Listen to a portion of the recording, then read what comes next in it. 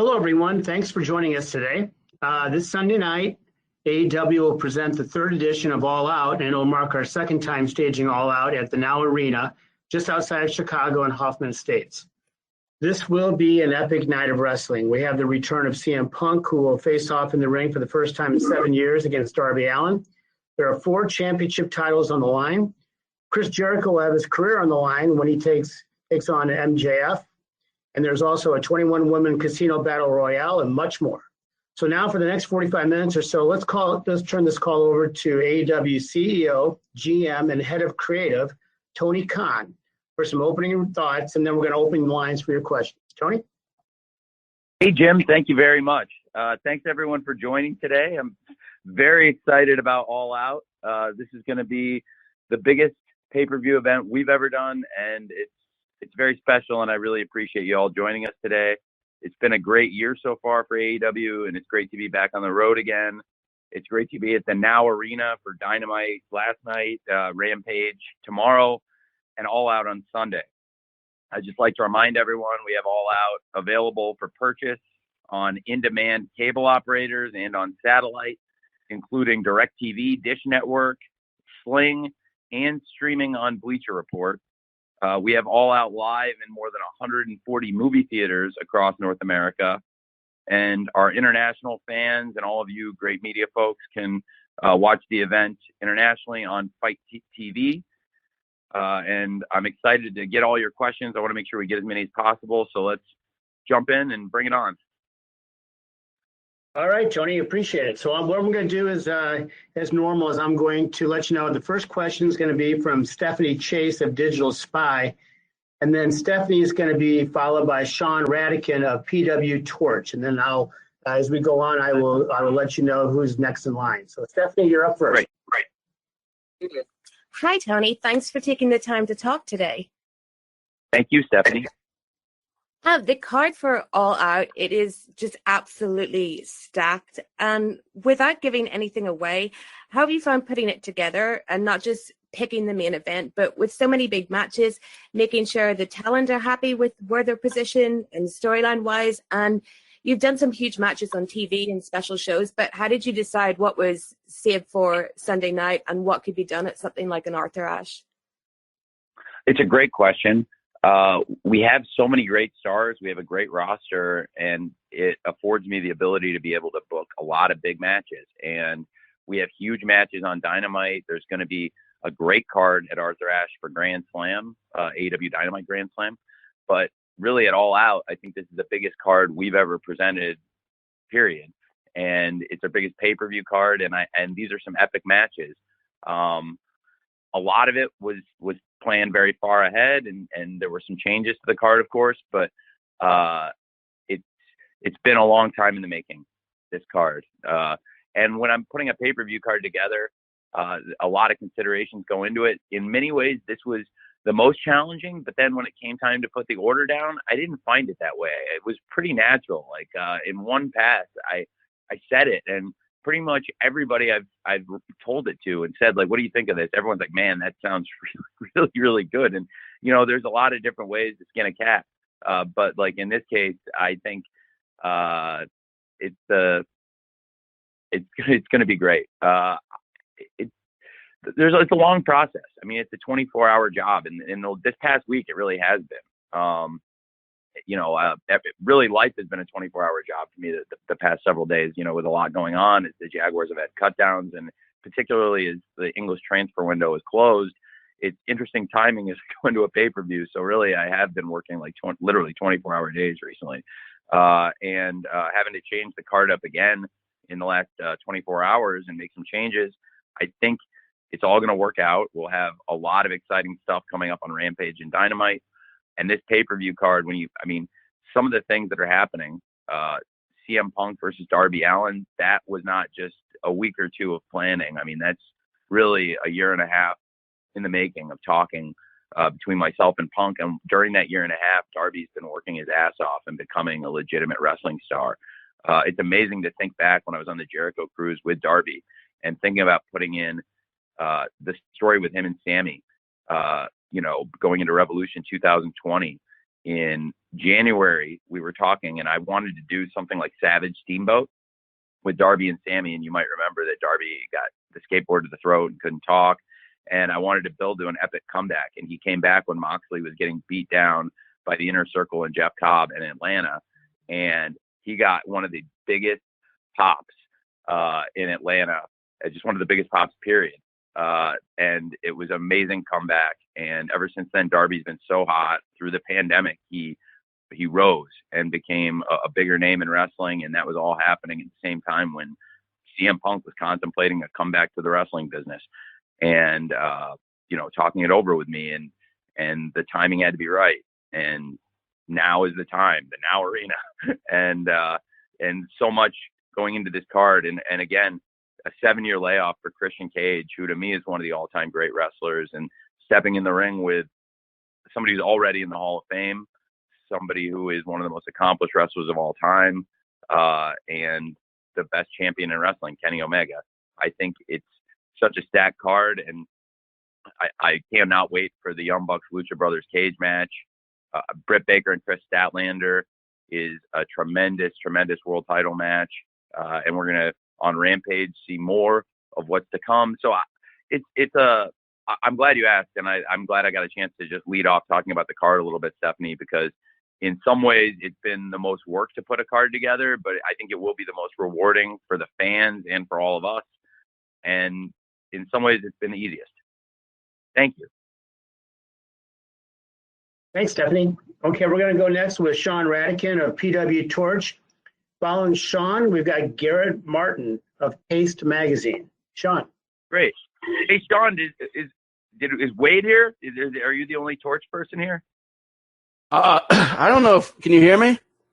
I hear you. Okay. I don't know if Wade's here. I think Rich Fan's on with us. Good. Well, I love the Torch. It's great to hear from you guys. What can I do for you, Sean? It's good to talk to you, Tony.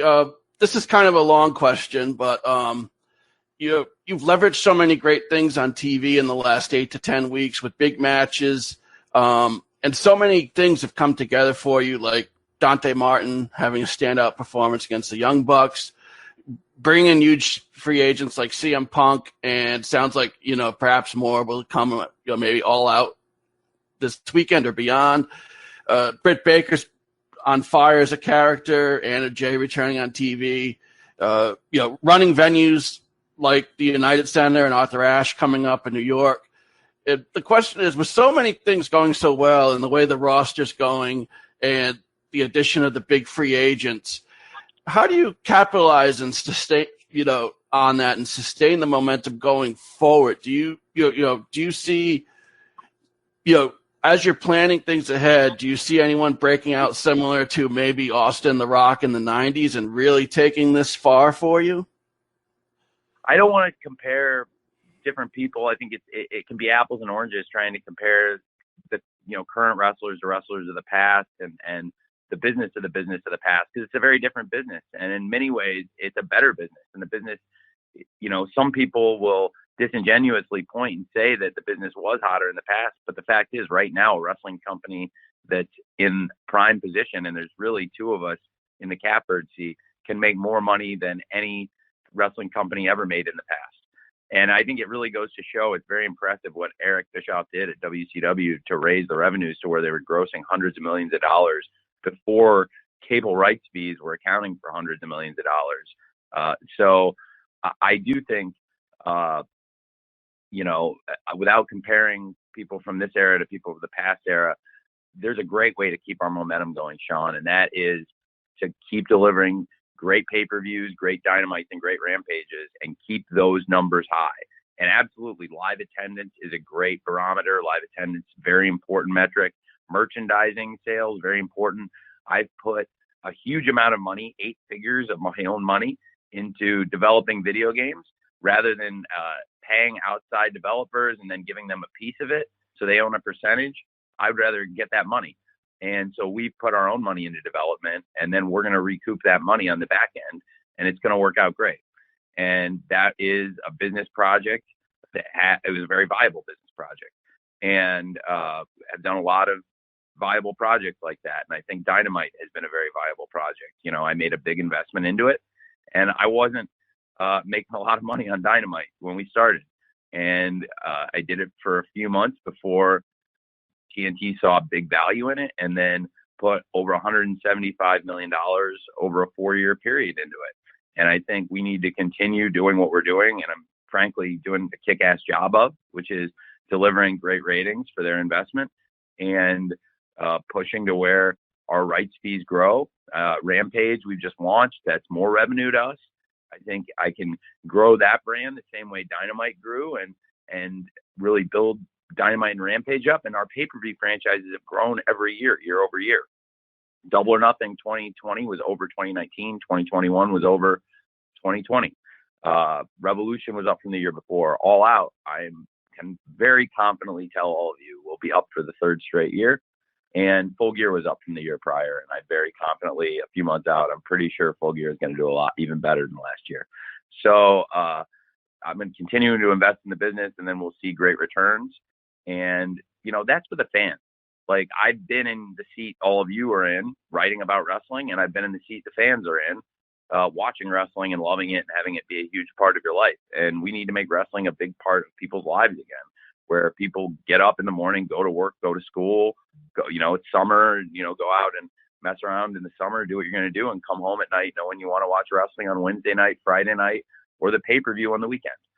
And I think that's the best way we can maintain the momentum. This is a lifestyle business for me. This has now become a big part of my lifestyle. And I still have the other things in my life. I still have the NFL in my life. I was with Jerry Jones.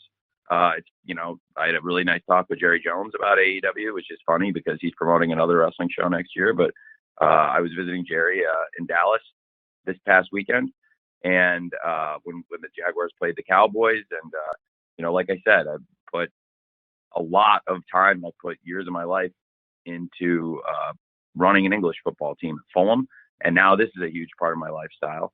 And it's also for the fans. I want it to be a big part of their lifestyle because I've been on the other side of it, and I know what it's like to go to work, to go to school, looking forward to watching wrestling all day. And I know that we've made that happen for people, and I've had people come up to me and tell me how this helped them through the pandemic, that we kept doing the shows, and it makes me very happy to hear that. So Sean, I think our best chance to maintain momentum is to just keep pushing forward, doing great shows, and building what we have. Thanks, Sean. So next up, we've got Garrett Martin from Paste Magazine, and Garrett will be followed by Joe Lanza, Voices of Wrestling. Garrett? Hey, Tony, thanks for talking. Quick question for you. Last week it came out that Universal would be the home of the Dark tapings going forward. How did that deal come together, and what makes Universal a good place for you guys to tape there? Well, it's a great question. Thanks, Garrett.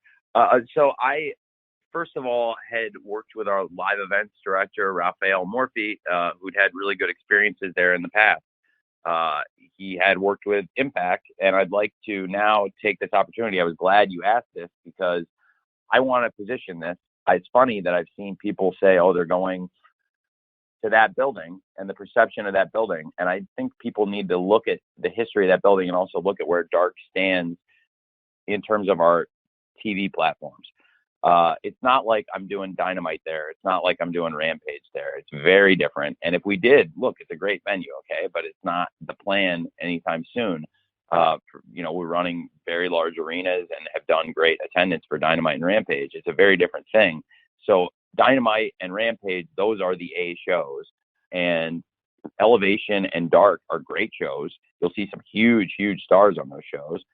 In fact, you see Darby Allin, John Moxley, Eddie Kingston, huge stars compete on those shows on a regular basis. Orange Cassidy, Thunder Rosa, and Nyla Rose. A lot of our top wrestlers compete on Elevation and Dark on a regular basis, but they also do so in terms of working with young wrestlers, developmental talent. We found a lot of people who are important wrestlers in AEW now through them working on Dark and Elevation.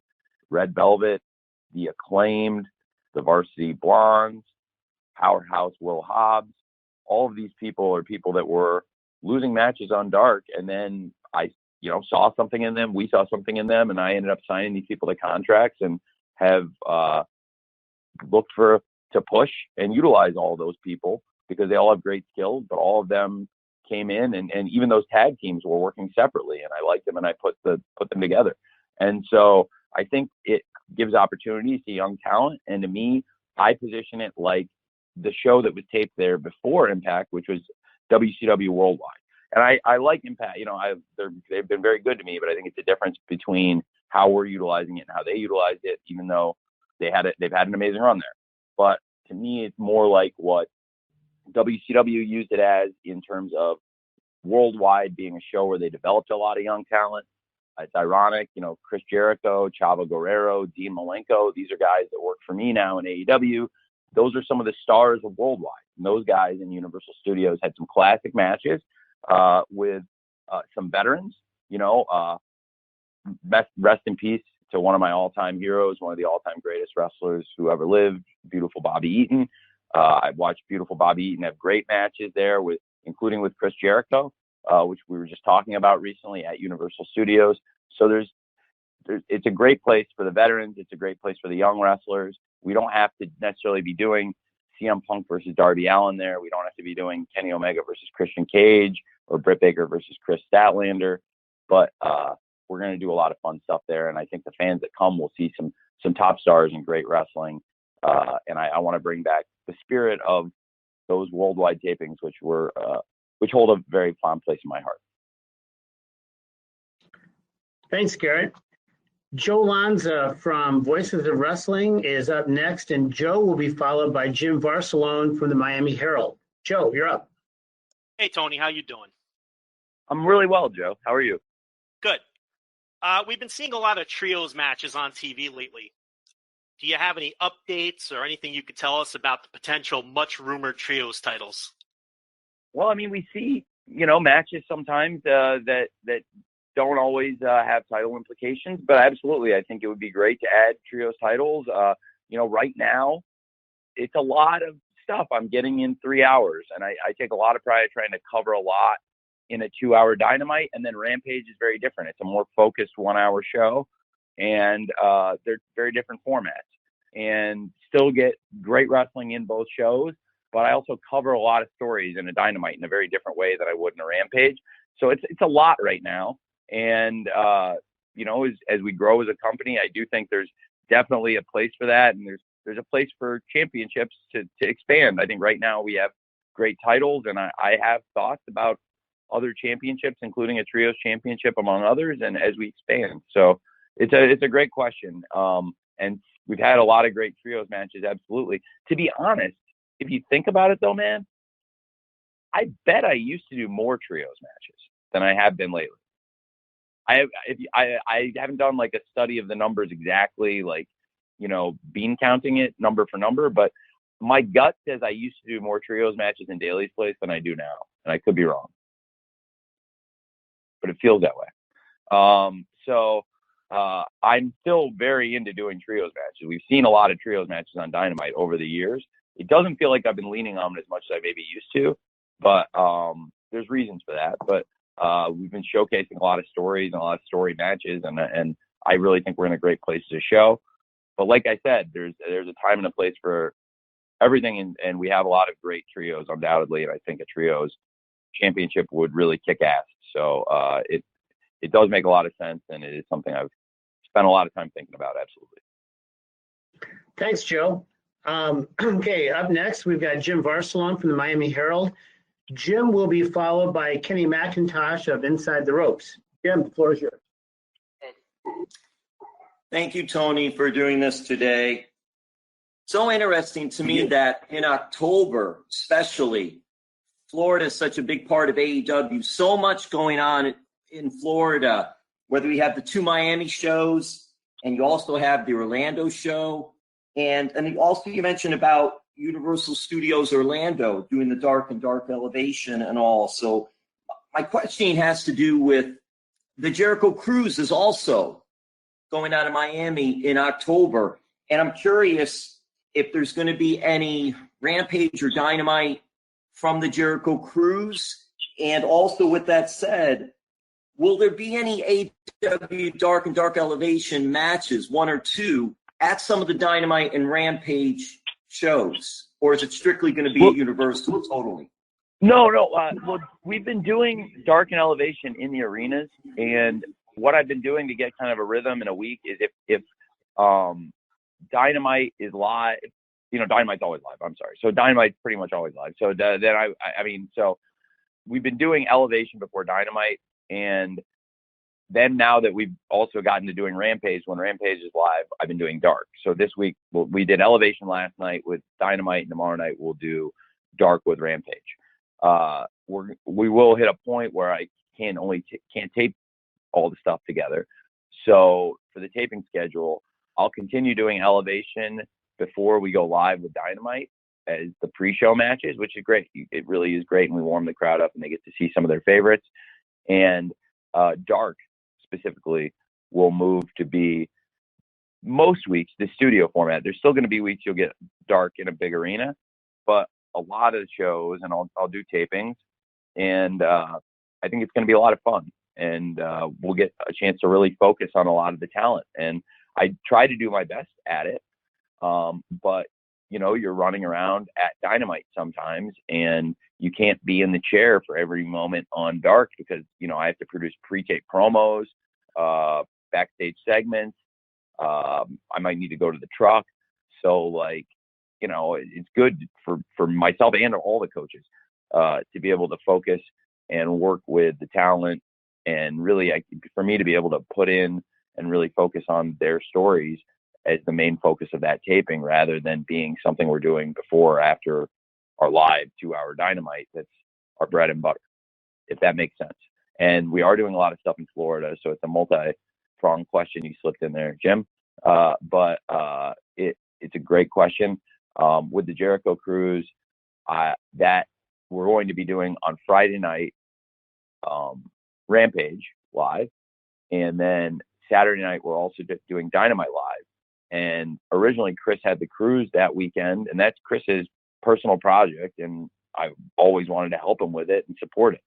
And it's not an official AEW event, but Chris is a huge part of AEW. And so that is leaving that weekend, and we had a time shifting situation. Thankfully the playoffs are long over, and what happened in July when we got back on Wednesday nights, consistently we've done the best numbers in the history of the show since the show got back in its time slot.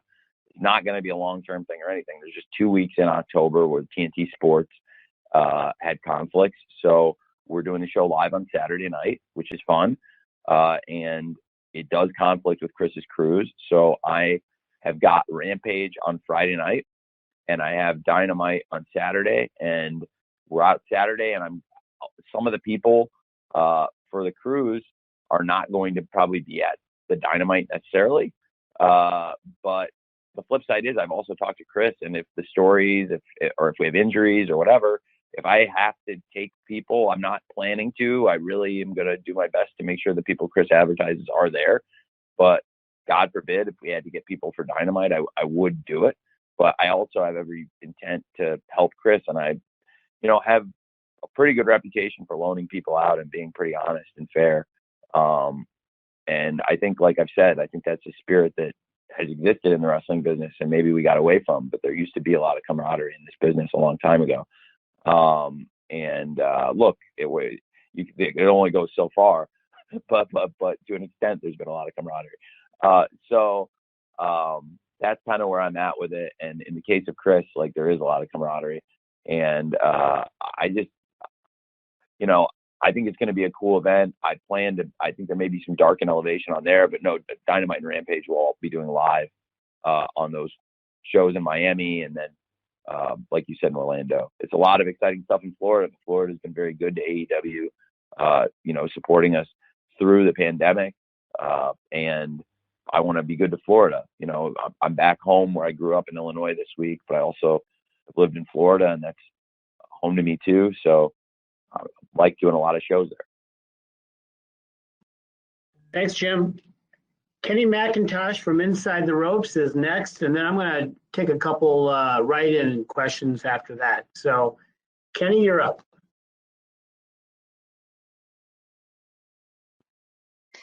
Kenny, you need to unmute yourself.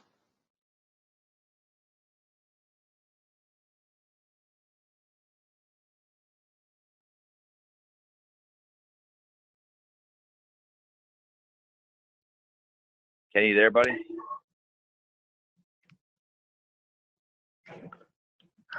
Kenny, you need to click the icon on the dashboard to unmute yourself.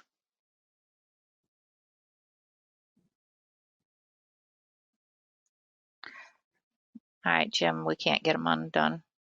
Okay, let me go to at least one write-in question right now, Tony. This was going to come from Paul Whitcherly. Hope I'm pronouncing that correctly. Oh, I Paul. thought it was coming from Paul White. No, I think he's in the queue though. No, I'm just kidding. So Paul Whitcherly from Paisley Radio has this question for you, Tony. With the huge success so far for AEW, are you as a company ahead of the goals and targets you set when you started? Very much so. Very much so. I was hoping to get a big contract extension to make Dynamite very sustainable, long-term show that was going to have a lot of security and bring in a lot of revenue. And we did that faster than I think anyone could have anticipated, getting an extension less than 4 months after we were on the air. And, the way things have followed, the difficult circumstances we've gone through, we've come out of it for the better. And now the company's at an all-time high for ratings. We're about to do our biggest pay-per-view. I expect us to have great success, but absolutely some things have fallen into place faster than I ever would have expected. And I think it's to the benefit of certainly all of us, and I think of the wrestling fans.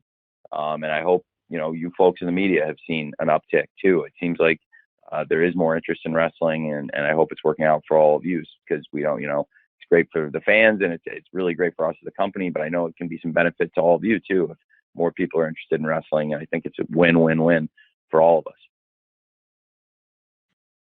Thanks, Tony. I'm going to do another write-in question right now.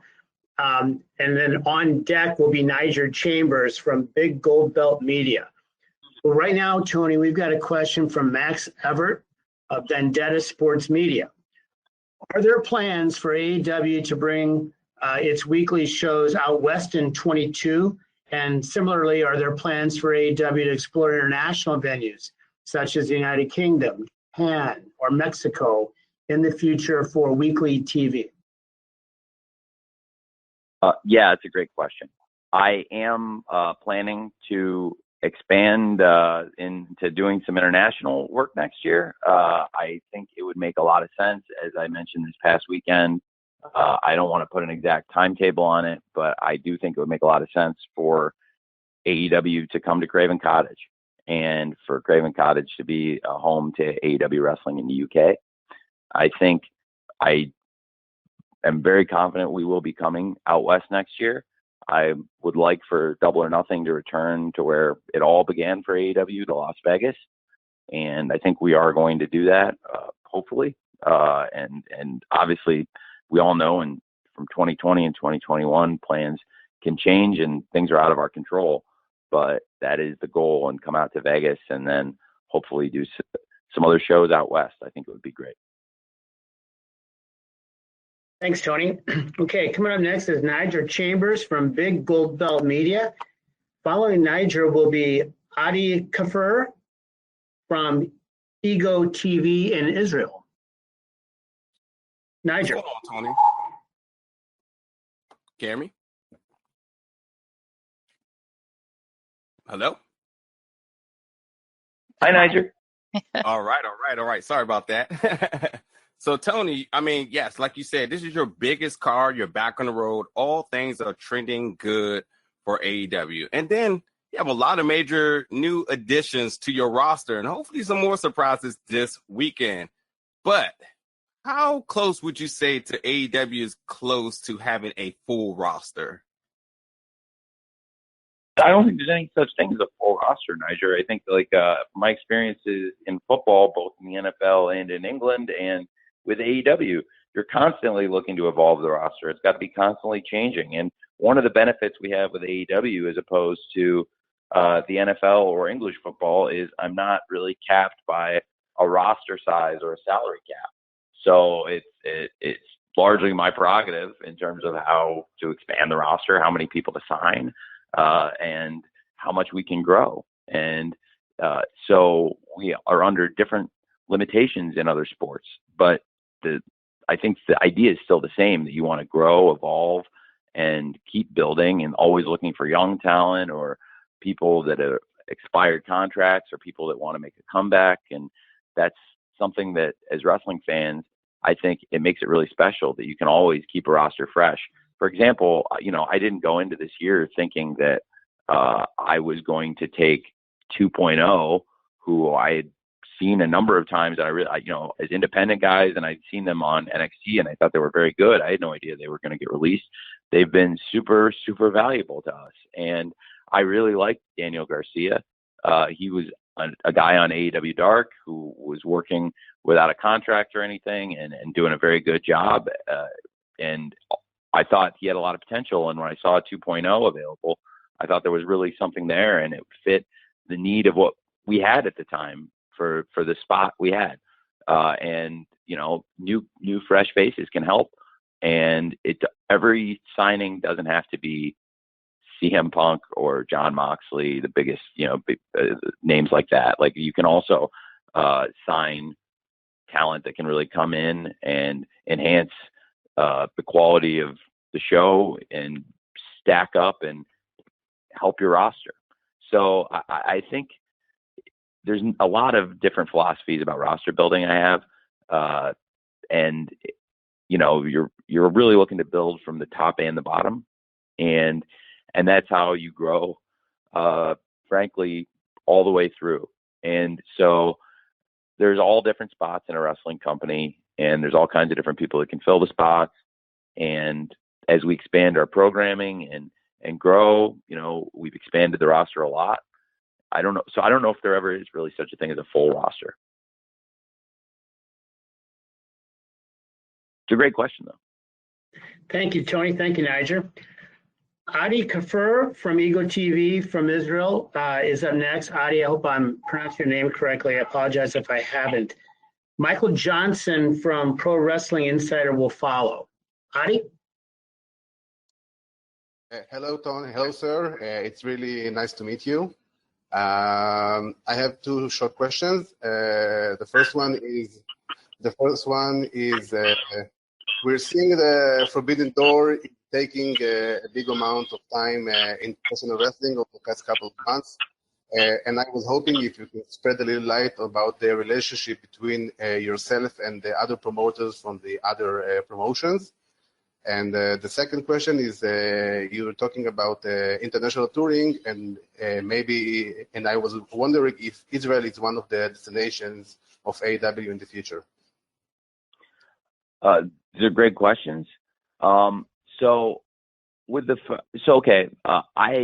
am not sure when we would tour there, but absolutely, it's an attractive destination for wrestling, and I know it would be a great place to tour. Would be Israel. I'm not sure when we would make it out there, but travel has obviously been more difficult these past couple of years. It's definitely a great home for wrestling, and I was always amazed. I didn't know until really studying wrestling history that world-class championship wrestling had really caught on in Israel and caught fire there. And I thought that was really interesting. So I know wrestling can get really hot there. So it's definitely something to consider. And then what was your question about the Forbidden Door and working with the other promoters? Can you spread a little light about the relationship with the other promoters from New Japan Pro Wrestling, Impact Wrestling, NWA, AAA? They're all different relationships. It's like, different people. You can't put all your relationships, you can't put a label on all of them and say they're all the same. I have different relationships with different people. I think those are all good relationships I have, but they're all unique. I have a relationship with Billy at the NWA, and with Conan and Dorian with AAA, and with Scott and and Ed and those Impact folks, and with New Japan Pro Wrestling, dealing with Ghetto and the American office, Rocky Romero, who I really, really, really like a lot. And so I think that they're all different relationships, but I like working with the different promoters and the different companies. I think it's good for the fans, and we've been able to put on some matches and have some titles defended that people didn't think they were going to get to see. And I think it's been great exposure, frankly, for those companies. And I've also done a lot of favors in the last couple of years. And someday maybe they'll pay off. They might not, but you never know. But it's good karma for AEW. Thank you very much, Adi and Tony. Michael Johnson from Pro Wrestling Insider is next. I will follow Michael with a write-in question. Michael. Hello, can you guys hear me? Yep. Hey. Hey, Tony. I wanted to ask you about the CM Punk relationship. A lot of people have asked about what it's like getting him to come to the company. I'm curious, after 2 years of working and heading AEW and building relationships with the Elite and Cody and everybody else, what has it been like collaborating with Punk on a creative level to figure out what's the right way to have him enter the superhighway that is this company, the right storyline, the right match, the right opponents? Because he's always been someone who said, okay, but what are we going to do next? So I'm sure those conversations are happening, but what has it been like collaborating with him and figuring out what's the best way to get the most out of CM Punk for AEW beyond just this initial honeymoon time? We're having a great time. I had a great time with him last night in the trailer, putting stuff together. I've had a great time with him this whole run, going out to dinner and trying to figure out ideas, coming up with the first dance, this match with Darby Allin. He's great. He has a great mind, and he's a fun, cool guy. And I think he's got really interesting ideas, and I collaborate with a lot of different people about stuff, whether it's the Young Bucks or Kenny or Cody or Chris Jericho and all of their individual stuff, whether it's with Matt and Nick or with Kenny and him stealing my damn keys when we're talking, or Code or with Jericho and all of his stuff, with Mox, and numerous people, Orange Cassidy, Darby himself, Britt Baker, and a lot of other people that I get with on a regular basis. I mean, pretty much anything on TV, I'm going to come in and talk to the people and have put a lot of thought into it before it goes on TV. So it's in some ways it's amazing because it's him, but it's like he's amazing, and I compare it to another all-time legendary wrestler, which is Sting, which is I really enjoy sitting with Sting. And I think now Sting, originally he came in pretty tentative, and I think I took the heat for some of it because like people thought, well, the way I was using Sting, but I think it was about pacing. And Sting now is starting to get more physically involved, and I think honestly, like Sting as the way his character has evolved in AEW is really cool. And it wouldn't have made sense to him or for us for him to come in and do as much physical stuff as he did. We really had to ease into it and get comfortable. And he's very comfortable. He's in amazing shape, and he's doing safe stuff and having the time of his life. And I think now with Punk, it's been really, really cool collaborating with him. And honestly, he's got a really great wrestling mind, and he's brought so much to the table already. He's had great ideas, and he's a really good person to collaborate with. I think before he got here, I've seen him. I think I won't. It'd be too easy. But I will just say this. I think I don't really understand some of the things he was asked to do before he left wrestling. I don't think some of the stuff he was asked to do before he left wrestling made sense. And I told him, if I ever ask you to do something that doesn't make sense, it's not coming from a malicious place. Like, if something doesn't make sense for you, tell me and let's talk about it. And that's generally how I am with everyone. If somebody doesn't like something, I'm not trying to put stuff in that doesn't make sense. Not one person, including Mr. Punk, including everybody on the roster, has creative control. It's not like WCW, and I think that is one of the issues with WCW is when you have a person who has creative control in their contract who can hold up the show. I don't know how you can get through TV doing that. I can't imagine if I had to deal with that. But what I do have is a lot of people I want to sit down and talk to and hear what they have to say.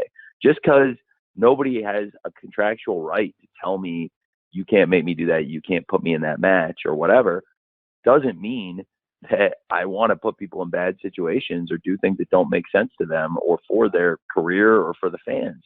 So I like him a lot. He's got a really good mind. He's been great to me.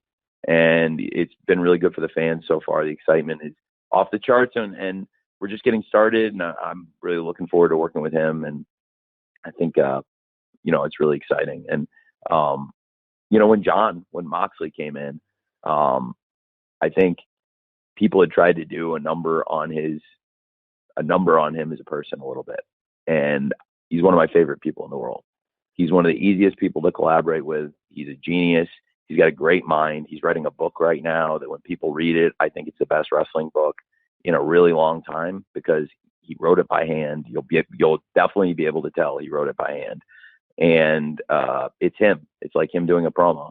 And I just think he's been amazing to collaborate with. And people had said through the grapevine, you hear rumors that a guy is difficult or whatever. Well, it couldn't be more the opposite of the case. He's strong-willed. He has ideas, but he also brings so much to the table, and he's a really good person and great to work with. And that's true of both guys. So I really like, of course, like I said, I've really enjoyed working these past couple of years with John, and now, building a relationship over a year, talking, and now really being together every week. I really like CM Punk. Thanks, Tony. I've got a write-in question here from Eleanor Line of Eleanor Wrestling on YouTube. I'm going to ask it and then ask Joe Rivera from the Sporting News to be ready to go once Tony gives his answer here. So Eleanor wants to know, with the incredible women's division that AEW has and the addition of the Casino Battle Royale this Sunday, how does AEW plan to continue to elevate and improve women's wrestling? It's a great question.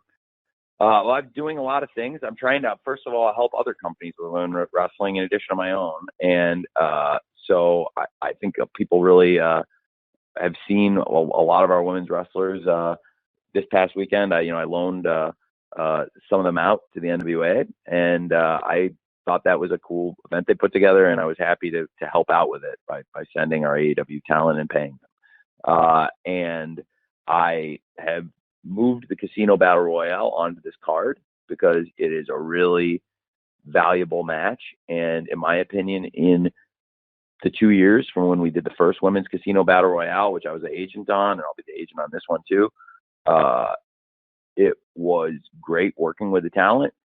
It's a much better roster. Just like the first Casino Battle Royale men's we did, there was a lot of independent wrestlers and people, God bless them, they're great. Same with the Women's Casino Battle Royale. There's some great people in there, but in my opinion, the roster is much better. So just like at Double or Nothing, it was a much more coherent, better roster, and I think a much better match than the first one. I expect a more coherent roster and a better match. And the first Women's Casino Battle Royale was really good. I liked it. I thought everyone did a great job, and I commended everyone coming back. But I think we can top it and have a better match. The roster is just much more stacked. There's a lot of star power in it, and a lot of the biggest stars in the match weren't here a couple of years ago.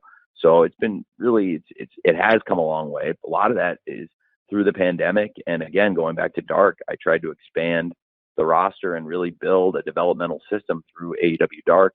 And the pandemic afforded the ability to do so because doing the empty tapings, I was able to just tape for hours and hours on end, bring people in and get, a good look at numerous wrestlers that we probably wouldn't have had a chance to really spend that kind of time with, to basically be in the empty arena and be able to devote an entire day to taping Dark. And, now not being in Daly's place, it's kind of a different setup. but I think we grew so much in that time, and so many people came along in that era. Now all of a sudden we're back on the road, and we have all these people that, you know, the fans in the arenas just can't get enough of. And now, you know, Red Velvet and Ty Conti and Thunder Rosa and people that have really come in the past year plus have built great reputations. And it was really fun. It was really fun and gratifying to see the reaction Anna Jay got, because I had a feeling, you know, that was something I really, really had a good feeling was going to get a big pop, and it did. And I was really excited when it did. And I just think continuing to build the roster is important, because the better the star power is in any wrestling company, in any wrestling division, the more attention it's going to get and the more focus it's going to get. And they're getting better. And that's why I moved them onto the pay-per-view, because that match is going to be very good. And there's a lot of stars in that match.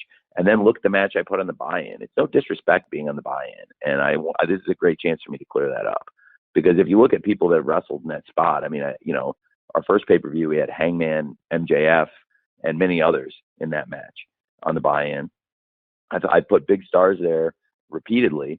And look at the match, you know, since we were unable to deliver on Andrade El Idolo versus Pac, look at the match I put on the buy-in to replace the Women's Casino Battle Royale, a match that involves Matt Hardy, a legend in the wrestling business, a veteran of over 25 years in this business, and Jungle Boy, one of our biggest young stars, and Orange Cassidy, another one of our biggest stars. Luchasaurus is a huge act here. Private Party, one of our top teams. A lot of big wrestlers in AEW. Chuck Taylor, the Best Friends, and important people in that match. And I think and Matt Hardy was excited to do it, and Jungle Boy was excited to do it. And Orange Cassidy doesn't get excited about anything, but he was about as excited as he gets.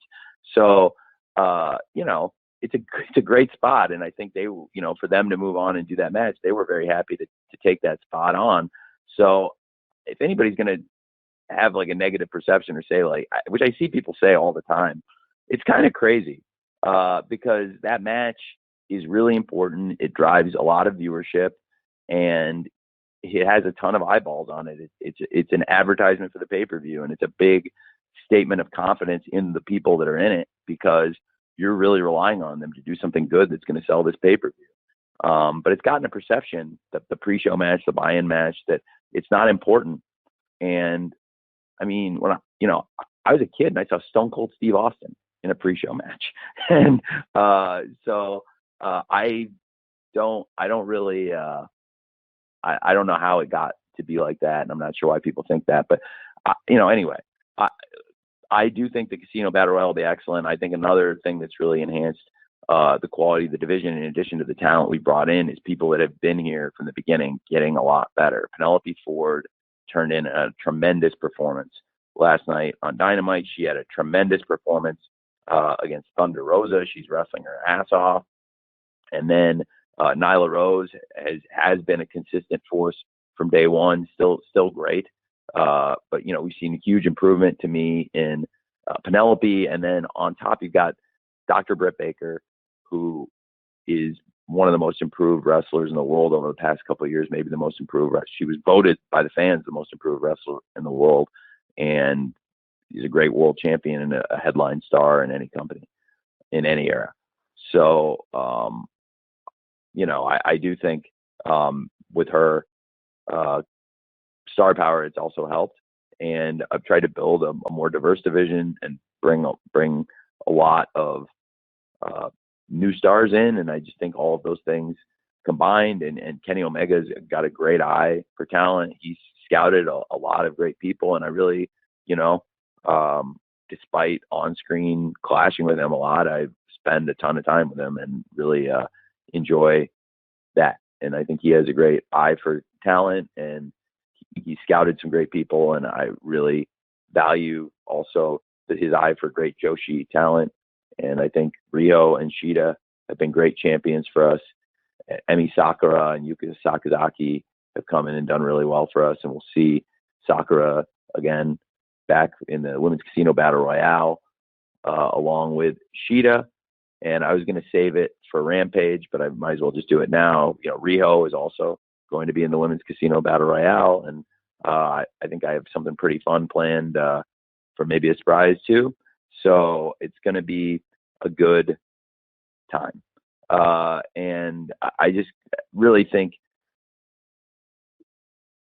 really by building stars, that's the way we can keep advancing it, because wrestling is a star-driven business.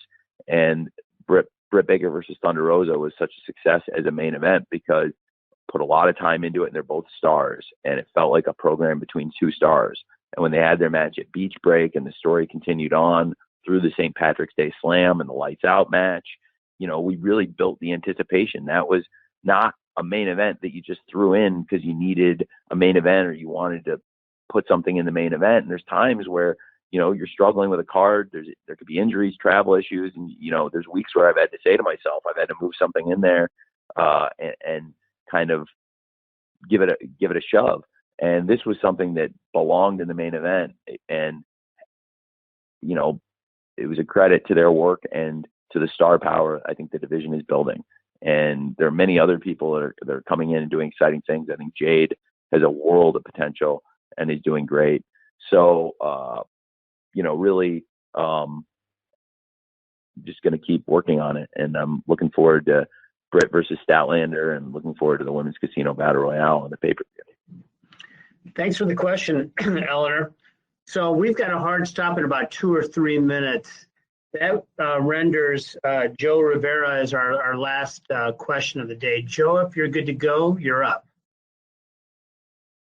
Yeah, hi, Tony. I hope you're doing well. My question's about the TNT Championship. Now, mid-card championships can be very tricky to book, and it can take That's not a long mid-card time. championship. I know. Okay. I'm going to stop you right there. It's not a mid-card Okay. championship. The only people that have held the belt are Cody, Brody Lee, rest in peace, Darby Allin, and Miro. So I don't consider it. I'm not booking it like a mid-card championship. I'm looking at it as like a top title that stars hold. So I will take exception right off the bat. But Okay, that's totally fair. But how impressive is it to you to see how each champion has elevated the title, and how important is having that title with so much respect and so much prestige early on? Well, you got me back with the second half of your question. Okay, I'm back with you. So that is the key to the championship, is that none of the champions have been a stretch. In thermodynamics, heat is passed from a warmer body to a cooler body. If you have a hot belt and you take a cold wrestler and you say, I can heat this guy up by putting the belt on him, the problem with that is that you cool off the belt. So the key to this belt, in my opinion, has been that from the beginning, it's been hot matches, hot issues. It's been pushed on television, and the champion has always been a protected star. And it would not have been right for Darby to honestly win the first tournament. And Darby was a huge part of the tournament. He went to the semifinals and lost to Cody before the Cody Lance Archer match at the pay-per-view, because it was part of the build for Darby finally winning the title. Cody and Darby had a classic match at Full Gear, which was a great pay-per-view. And even though we were only at 25% capacity, I thought it was one of the best wrestling shows anyone did all year, period. And really for me, I just think it wouldn't have made sense where he was at that point. He had to get red hot for it to be the right time for him. And same for Brody and Miro. Those are huge stars. And neither of them came in and won the TNT title their first week. They really built up and built steam and solidified their place in the fans' eyes. So I think the belt has been very protected, and that's why it is not a mid-card championship. And I never intend for the TNT title to ever become a mid-card championship. It's really near and dear to my heart. And so I think protecting the title is really the key thing. And when you look at other quote-unquote mid-card championships, that's how they became mid-card championships. You know, there's other belts in wrestling, and I think we all know the one I'm talking about, that used to be really protected, that used to mean something really important, and it's been batted around, it's been retired, it's been brought back. Well, what does it even mean anymore? And I never will let this be that. Thanks, Tony, and thanks for the question, Joe. And unfortunately, we're out of our time for this afternoon. So per our custom, we'll be distributing an audio recording shortly, and we look forward to seeing many of you in person at All Out. So wherever you may be over the Labor Day holiday, on behalf of the entire All Elite Wrestling family and Tony Khan, thank you for your time today, Tony. We thank you for your interest and support, and hope all of you have a safe and fun 3-day All Out weekend. Thank you. Thanks.